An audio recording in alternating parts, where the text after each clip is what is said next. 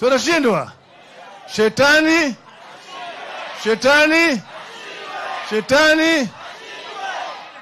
Sisi tulisema tunataka haki. Pili tunasema tunataka kuona haki kwa upande wa uchaguzi, electoral justice. Electoral. Tatu tukasema tunataka vyama viheshimiwe. Respect for multi-party democracy. Vyama vya siasa mpaka viheshimiwe.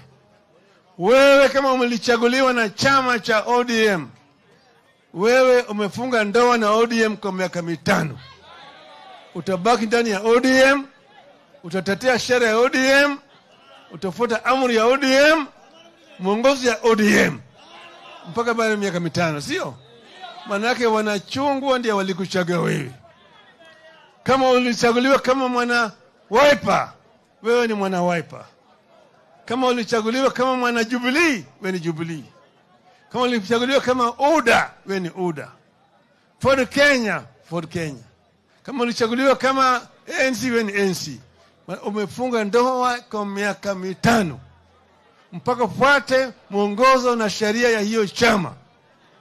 Lakini ikiwa kama wewe huko katika bunge au wewe ni MCA na wewe pale chama imetoa amri, imesema hii mswada inakuja kwa bunge, hii maneno inakuja kwa bunge, uchaguzi kwa bunge, sisi kama wana ODM tutapiga namna hii. Wewe huna chaguo lako mpaka upige vile ODM inataka.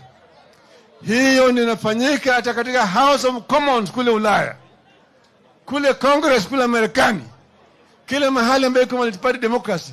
You must follow the party whip. Lakini kama wewe chama inasema hii mswada tunapinga, wewe unakwenda kuunga mkono, wewe umevunja sheria ya chama, unakuwa de-whipped.